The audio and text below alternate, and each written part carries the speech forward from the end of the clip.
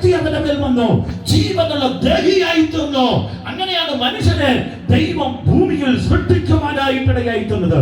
ശ്രദ്ധിക്കണമേ പ്രിയമുള്ളവരെ, അങ്ങനെ ദൈവം തന്റെ കരം കൊണ്ട് മെനഞ്ഞ മനുഷ്യനിൽ ജീവശ്വാസം ഊതി ജീവനുള്ള ദേഹിയായി മാറുകയും മാത്രമല്ല അവന്റെ തുണയായി അവന്റെ വാരിയലിൽ നിന്നും ഹൗവ എന്ന സ്ത്രീയെ സൃഷ്ടിക്കുകയും അതിനുശേഷം അവർ ഇരുവരും വാഴുവാൻ തക്കവണ്ണം ഏദൻ തോട്ടത്തിൽ ആക്കി എന്നാണ് വിശുദ്ധ വചനം നമ്മെ പഠിപ്പിക്കുവാനായിട്ടിടയായി. സകലവും അടയ്ക്കുവാനോ അല്ല, ഏദൻ തോട്ടത്തിൽ താൻ ജീവിക്കുവാനായിട്ടിടയായി തീർന്നു. ഞാൻ കൊണ്ടുവരുവാൻ പറയാൻ ഉദ്ദേശിക്കുന്നത് പാപത്തിന്റെ ആരംഭമാണ്. ഏക മനുഷ്യനാൽ പാപവും പാപത്താൽ മരണവും ലോകത്തിൽ വന്നു എന്ന് അപ്പോസ്തലനായ പൗലോസ് പറയുന്നു. ഹല്ലേലൂയ. ആദ്യകാലത്തിൽ തന്നെ ഉൽപ്പത്തി 1-ാം അധ്യായത്തിൽ തന്നെ ദൈവത്തിന്റെ സൃഷ്ടി പരമ്പരയിൽ തന്നെ മനുഷ്യന്റെ സൃഷ്ടിയുടെ ആരംഭത്തിൽ തന്നെ സകലരുടെയും സകല മൃഗങ്ങളുടെയും ലോകത്തിന്റെയും ആരംഭത്തിൽ തന്നെ ദൈവത്തിന്റെ ആ സൃഷ്ടിയുടെ മഹത്വം എന്താണെന്ന്, ദൈവ സൃഷ്ടിയുടെ ആ പവിത്രത എന്താണെന്ന്, അതിൽ നിന്നും ദൈവത്തിന്റെ ലക്ഷ്യത്തിൽ നിന്നും എങ്ങനെ പാപത്തിലേക്ക് വീഴുമെന്നുമാണ് നമ്മൾ ചിന്തിക്കുവാനായിട്ട് ഇടയായി തീരുന്നത്.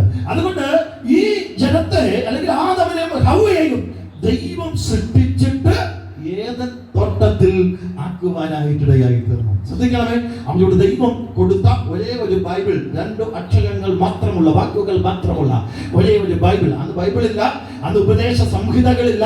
പക്ഷേ ദൈവം അവർക്ക് കൊടുത്ത ഒരു ഉപദേശമായിരുന്നു, തോട്ടത്തിന്റെ നടുവിൽ നിൽക്കുന്ന വൃക്ഷഫലം തിന്നരുത്, അരുത്, അരുത്. ബാക്കി എല്ലാ വൃക്ഷഫലവും നിങ്ങൾക്ക് തിന്നാം.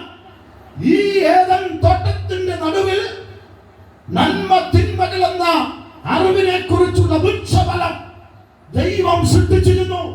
അവർക്ക് കൊടുത്ത ഒരേ ഒരു ഉപദേശമാണ്, ഒരേ ഒരു വാചകമാണ്, തോട്ടത്തിന്റെ നടുവിൽ നിൽക്കുന്ന വൃക്ഷഫലം തിന്നരുത്, അരുത് എന്നാണ് പറഞ്ഞത്.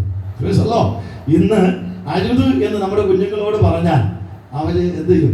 അത് തുറക്കരുത് എന്ന് പറഞ്ഞാൽ നമ്മുടെ കുഞ്ഞുങ്ങൾക്ക് ഒരു ആവേശമാണ്. അതിനകത്ത് എന്തിരിക്കുന്നതെന്ന് നമുക്കൊന്ന് അറിയണം, ഇല്ലേ? അതറിയാനുള്ളൊരു ആവേശം. അല്ല, നമ്മൾ പറഞ്ഞിട്ട് പോകുക, അത് തുറക്കരുത്, ആ റൂം തുറക്കരുത്, എന്താണ് ആ ബോക്സ് തുറക്കരുത് എന്ന് പറഞ്ഞാൽ നമ്മുടെ കുഞ്ഞുങ്ങളുടെ ആവേശ നിമിത്തം അത് തുറന്നിരിക്കും. അത് അങ്ങനെയാ. ഇവരോട് പറഞ്ഞു, അരുത്, തോട്ടത്തിന് നടുവിൽ നിൽക്കുന്ന വൃക്ഷഫലം തിന്നരുത്, അത് തിന്നുന്ന നാളിൽ നിങ്ങൾ മരിക്കും. ഏദൻ തോട്ടത്തിൽ ആദാമിനും ഹവ്വയ്ക്കും തേജസ്സിന്റെ വസ്ത്രമായിരുന്നു. നമ്മൾ വസ്ത്രം അണിയുന്നത് പോലെ ഇങ്ങനെയുള്ള വസ്ത്രം അവർക്ക് എന്ത് ചെയ്യണ്ടായിരുന്നു? അണിയണ്ടായിരുന്നു. തേജസ്സിന്റെ വസ്ത്രം, മഹിമയുള്ള വസ്ത്രം. അവർക്ക് നാണം തോന്നുകയില്ല. ദൈവത്തിന്റെ തേജസ്, ദൈവത്തിന്റെ പ്രകാശം കൊണ്ട് അവരെ ധരിച്ചിരുന്നു.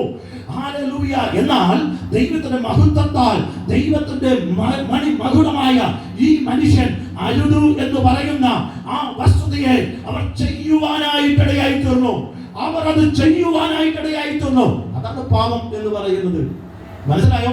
ദൈവം വിശുദ്ധ വചനത്തിലൂടെ നമ്മോട് പറയുന്നു, അരുത് എന്ന് പറയുന്നതിനെ നമ്മൾ ചെയ്യുന്നതാണ് പാപം. അപ്പൊ എന്താണ് പാപം? അമാത്യ എന്ന് പറഞ്ഞ ലക്ഷ്യം തെറ്റുന്നത് എന്താണ്? ദൈവം അവരോട് വ്യക്തമായി പറഞ്ഞു, നിങ്ങളെ കുറിച്ച് ദൈവത്തിനൊരു പ്ലാൻ ഉണ്ട്. ഈ ദേശത്തിലെ ദേശനിവാസികളെ, ദൈവത്തിന്റെ വചനം കേൾക്കുന്ന ജനമേ, ദൈവത്താൽ സൃഷ്ടിക്കപ്പെട്ട ദൈവത്തിന്റെ ജനമേ, നമ്മളെ കുറിച്ച്, നിങ്ങളെ കുറിച്ച് ദൈവത്തിന് വ്യക്തമായി ഒരു പ്ലാൻ ഉണ്ട്. നമ്മൾ എങ്ങനെയെങ്കിലും ജീവിച്ച് നമ്മുടെ ജീവിതം ഇവിടെ അവസാനിക്കണമെന്നല്ല ദൈവം ആഗ്രഹിക്കുന്നത്.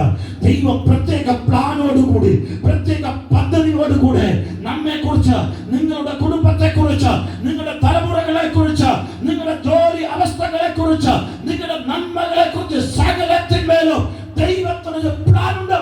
ഒരു മാസ്റ്റർ പ്ലാൻ തയ്യാറാക്കിയിട്ടാണ് ദൈവം നമ്മെ ഈ ഭൂമിയിൽ ജനിപ്പിച്ചിരിക്കുന്നത്. ഒരു പദ്ധതി തയ്യാറാക്കിയിട്ട്